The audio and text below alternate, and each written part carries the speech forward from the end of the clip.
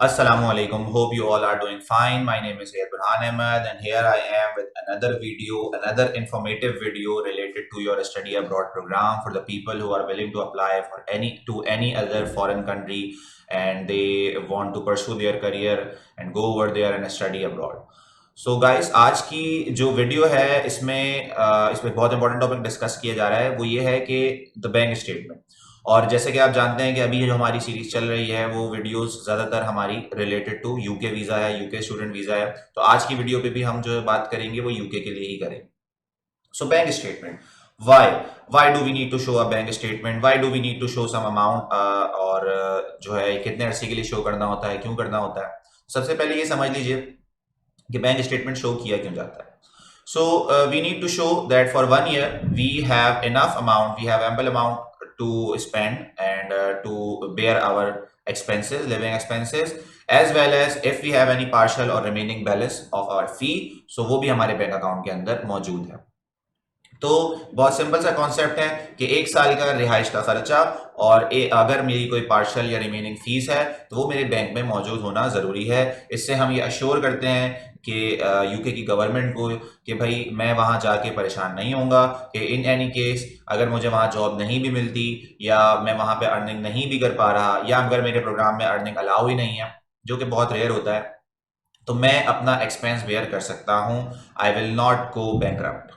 तो ये एक सिक्योरिटी होती है, श्योरिटी होती है किसी भी गवर्नमेंट के लिए कि भाई जो स्टूडेंट हमारे पास पढ़ने आ रहे हैं वो ना खुद परेशान होंगे ना हमें परेशान करेंगे।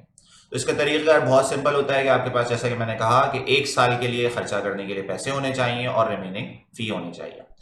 अब अगर हम पर्टिकुलरली यूके स्टूडेंट वीज़ा की बात करें, so for that there are two things कि ये जो अमाउंट होता है ये दो तरह का होता है कि अगर आप with in London city apply कर रहे हैं तो आपका बैंक स्टेटमेंट का अमाउंट मुख्तलिफ होता है, और अगर आप आउटसाइड द लंदन अप्लाई कर रहे हैं तो आपका अमाउंट मुख्तलिफ होता है। तो सबसे पहले हम बात करते हैं कि what if we are applying with in the London city. तो यहाँ पे आपकी कैलकुलेशन होती है कि आपके अकाउंट के अंदर 28 दिनों के लिए, जो कि ऑफिशियल टाइम ड्यूरेशन है, 12,000 पाउंड्स कम से कम होने चाहिए।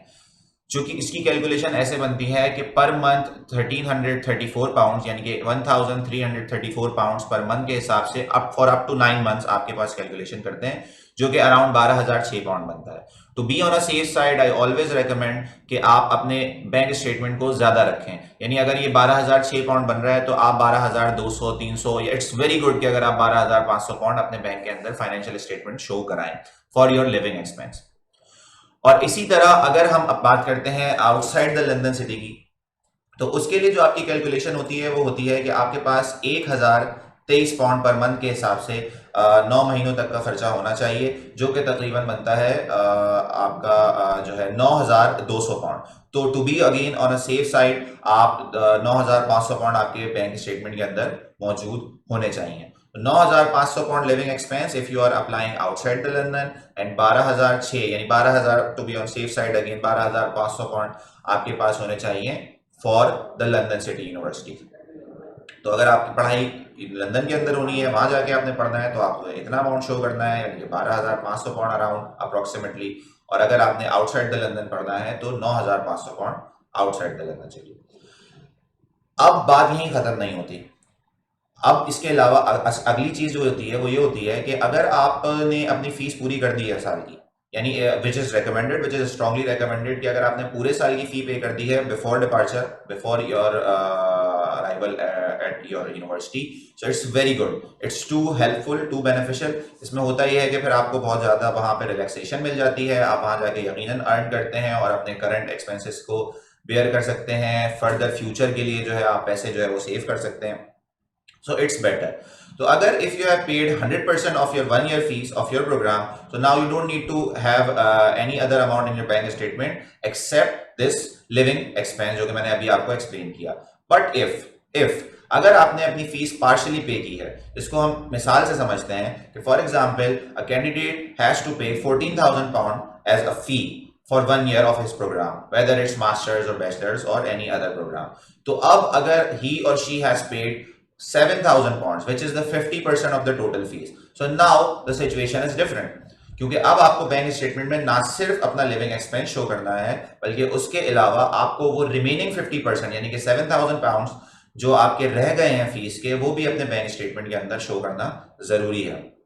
तो इसको समझ लीजिए, कैलकुलेशन इज वेरी सिंपल कि आपके पास बैंक अकाउंट के अंदर आपका लिविंग एक्सपेंस, जो कि डिपेंड करता है कि आप विद इन लंदन या आउटसाइड द लंदन अप्लाई कर रहे हैं, उसके अलावा वो अमाउंट भी होना जरूरी है जो आपकी फीस का रिमेनिंग बैलेंस है।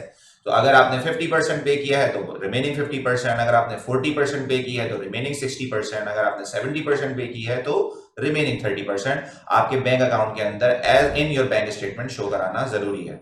द ऑफिशियल टाइम जो कि रिक्वायर्ड होता है वो मिनिमम 28 डेज का होता है, but again to be on a very safe side आप कोशिश कीजिए कि आपके बैंक अकाउंट के अंदर कम से कम 2 महीनों के लिए ये पैसे मौजूद होना जरूरी है। तो it's very beneficial, it's very supportive. अगर आपका वीजा की कोई भी चीज डेट्स ऊपर नीचे होती हैं तो बहुत आसानी से इसे आप कवर कर लेते हैं। तो कहने का मकसद ये है कि it's a very risky process, as you know, कि छोटी छोटी चीज़ों पे जो है परेशानी का सामना करना पड़ सकता है।